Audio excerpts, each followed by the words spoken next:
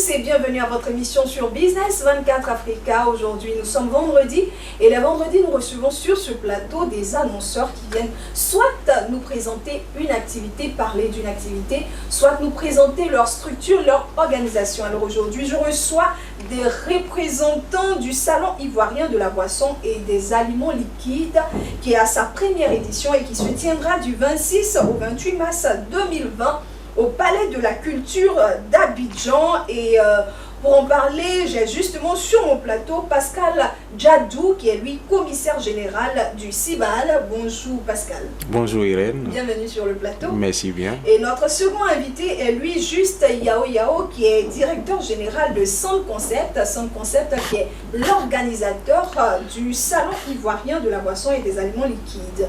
Bonjour Monsieur Yao Yao. Bonjour Irène. Et bienvenue sur le plateau. Merci. Alors, Pascal, je vais commencer par vous.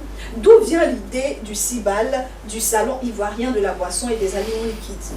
Alors, j'ai bien envie de vous poser une question, mais je ne vais pas poser cette question. J'allais vous demander, est-ce que vous consommez au moins un aliment liquide ou bien une boisson par jour? Vous l'avez posé. Voilà. Donc, mais je réponds oui. Oui, voilà.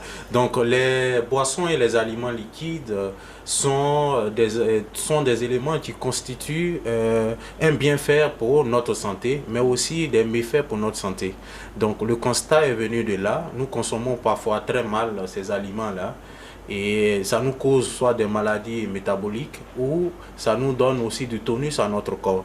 Mais nous avons décidé dans un premier temps de créer cette plateforme pour discuter, pour voir quels sont les produits éthiques qui existent sur le marché et proposer cette plateforme-là à ces produits éthiques-là pour pouvoir faire la promotion de leurs produits. D'accord, Pascal. Alors, je me tourne maintenant vers vous, Juste Yao Yao. Quel est le thème retenu pour cette première édition? Alors, merci. Pour cette première édition, le thème que nous avons retenu est boissons et aliments liquides, quel impact sociétal? Pourquoi? Simplement parce que le CIBAL se veut être une plateforme de promotion des entreprises éthiques et la boisson et les aliments liquides étant au centre de nos habitudes alimentaires, il est important pour nous de pouvoir informer le public sur les bienfaits et les conséquences liées à la consommation de ces différents produits. Très bien. Djadou, quels sont les objectifs que vous visez à court, à moyen terme et à long terme? Bien, merci Irène.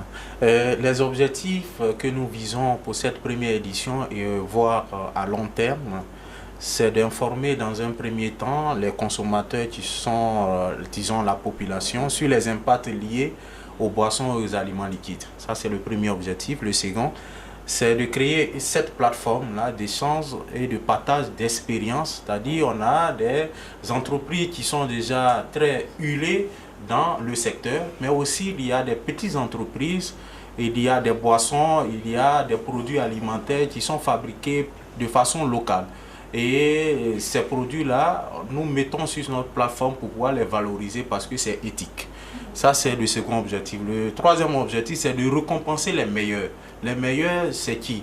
Les meilleurs, c'est ceux qui respectent la responsabilité sociétale et dans le secteur.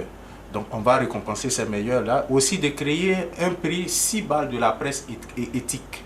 Aujourd'hui, on voit la presse, vous-même vous faites partie de la presse, mais la presse, non seulement qui va accompagner CIBAL dans quel sens? Qui va faire peut-être un documentaire ou faire un article de presse sur les conséquences, sur les bienfaits des boissons et des aliments liquides.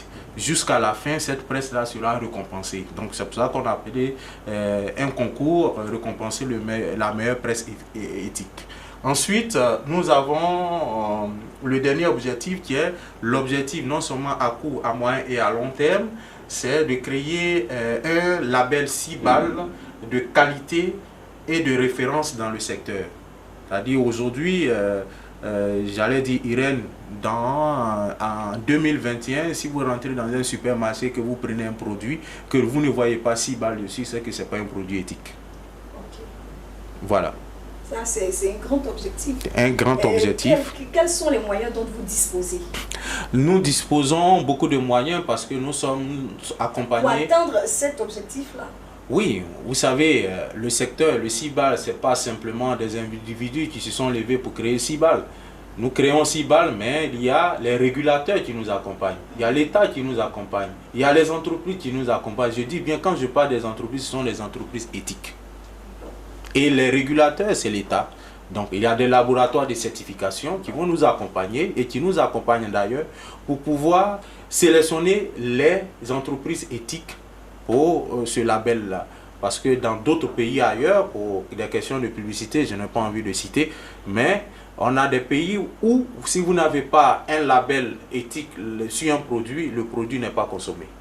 Donc pourquoi pas dans nos pays? Parce que vous savez combien de personnes souffrent de AVC, combien de personnes souffrent d'accidents de circulation parce qu'il a très mal consommé l'alcool.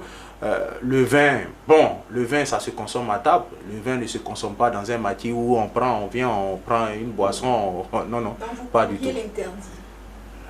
Pas interdit, mais nous sommes là pour aider l'État. Pour réguler. Oui. Je suis avec Pascal Djadou, qui est commissaire général du CIBAL, qui est le Salon ivoirien de la boisson et des aliments liquides. Et à côté de moi, j'ai aussi Justin Yao, qui est directeur général de Sound Concept. Sound Concept qui est l'initiateur, l'organisateur de ce salon. Alors, justement, j'en viens à Yao, juste les activités. Maintenant, on va parler des activités qui vont meubler le salon 2020 le salon ivoirien de la boisson et des aliments liquides. Alors, le CIBAL, c'est, comme je l'ai dit tantôt, une plateforme d'entreprise éthique et en tant que telle, les choses se font à la hauteur de ces entreprises-là que nous attendons sur cet événement. Cela dit, nous entendons organiser des conférences de presse. La première, celle du lancement, a été faite le 12 septembre dernier. Nous aurons une conférence inaugurale, 3 panels, qui tourneront sur des thèmes bien choisis, liés bien évidemment aux boissons et aux aliments liquides. Nous aurons des échanges B2B, des stands d'exposition, nous aurons un village maquis, nous aurons également un espace jeu pour les enfants qui accompagneront leurs parents à cet événement. Un dîner gala sera encore organisé en fin, d'événement pour pouvoir récompenser et remercier tous ceux qui nous auront accompagnés dans cette belle œuvre. Le dîner gala, ce sera le 28 au Palais de la Culture? Non, le dîner gala, il sera organisé dans un espace choisi à cet effet. Je pense qu'au moment opportun, nous saurons vous communiquer. Vous reviendrez sur le plateau. Voilà. Et on vous accueillera avec plaisir. Monsieur, Pascal Djadou, quelles sont les cibles que vous visez par rapport à votre salon? Alors, pour cette première édition, nous visons d'abord les industriels du secteur de la boisson et des aliments liquides, aussi les distributeurs agréés, parce qu'il y en a beaucoup de distributeurs, mais qui sont les distributeurs agréés? Là, on n'en sait pas. C'est le salon qui va nous permettre de savoir qui est agréé ou pas. Nous visons aussi les universités, les laboratoires de recherche, les régulateurs, c'est-à-dire l'État, et les laboratoires de certification. Nous visons aussi les hôteliers, les restaurateurs, les médias, le grand public, mais aussi les investisseurs qui peuvent nous accompagner aussi sur cet événement. Comment participer justement à votre salon? Participer au salon, c'est simple. Le salon il est lancé depuis le 12. Donc pour les entreprises, c'est simple. Vous venez au salon, vous partez sur le site www.saloncibal.com pour télécharger le dossier de participation pour prendre un stand, mais aussi vous pouvez nous accompagner en tant que sponsor ou partenaire au salon. Maintenant, le grand public, il n'y a aucun droit d'entrée. Il n'y a aucun droit d'entrée. Bien au contraire, c'est un espace pour que le consommateur puisse découvrir le produit éthique, le produit de qualité. Donc on ne paye pas pour aller au CIBAL. Mais on paye les produits qui y seront exposés. Ouais, les produits qui y sont exposés sont payés, bien évidemment, parce que c'est une plateforme aussi pour, faire la valorisation des produits éthiques. Donc c'est un espace de business pour les entreprises. Très bien.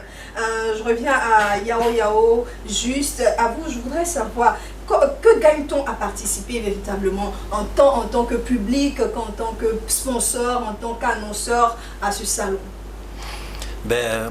Les entreprises qui accepteront de participer à cet événement et qui d'ailleurs sont déjà à nos portes gagneront tout d'abord ce qu'on appelle la marque de reconnaissance et un rayonnement unique, parce que le CIBAL, c'est un événement unique, c'est un événement qui s'organise une seule fois dans l'année. C'est la plateforme tournante des entreprises éthiques, et toute entreprise qui se retrouverait à cet événement-là déjà se positionne comme étant une entreprise éthique et donc se fera connaître du public. Autre chose, c'est que ces entreprises vont accroître leur visibilité à travers les plateformes de communication que nous leur offrons. Elles vont également faire de ce moment-là un moment d'accroissement de leurs ventes. Aux consommateurs, je dirais que c'est un espace d'éducation, d'information nutritionnelle. Et puis, c'est aussi un moment où ils pourront reconnaître les entreprises éthiques et choisir des produits qui viendront nourrir leur santé et non pas les détruire. Au régulateur qui, lui, est chargé de veiller sur la bonne santé des populations, ce sera un moment pour faire la promotion des normes, des nouvelles normes éthiques du secteur, mais aussi donner la possibilité à ces différents acteurs-là d'être sensibilisés sur les impacts, les véritables impacts liés aux aliments et aux boissons. Très bien. Nous sommes pratiquement vers la fin de notre échange et cette dernière question est pour Pascal Djadou et ça sera en même temps le mot de la fin. Quelles sont les attentes du CIBAL? Merci Irène. Nous attendons plus de 500 000 visiteurs à cette première édition. Il y aura plus de 150 stands. Il y a plus de 10 pays qui tapent déjà à notre porte. Donc on aura plus de 10 pays invités. Et il y aura aussi plus de 100 B2B organisés. Donc nous demandons aux entreprises, nous demandons à la population de se préparer, mais aux entreprises de prendre les stands parce qu'on a des stands limités. C'est une première édition, donc il faut limiter, comme on le dit, il faut limiter l'organisation. Et notre site internet, c'est www.saloncibal.com. Très bien. Et là, nous sommes à la fin de notre échange. Merci Pascal Djadou, commissaire général du CIBAL. Merci également à Juste Yao, qui est lui directeur général de Sound Concept, qui est l'organisateur de ce salon. Nous les recevions sur notre plateau pour parler avec eux du Salon ivoirien de la boisson et des aliments liquides qui sera à sa première édition et qui se tiendra du 26 au 28 mars 2020 au Palais de la Culture d'Abidjan. Merci monsieur. C'est bon. Merci vraiment d'être passé sur notre plateau. Et puis nous vous souhaitons un grand et plein succès. Merci. On vous attend encore. Hein. C'est en mars. Jusqu'en mars, on vous attend encore. Nous aussi, on vous attend pour le prix CIBAL de la presse. Merci beaucoup d'être passé. Je vous dis merci de nous avoir suivis et je vous retrouve la semaine prochaine.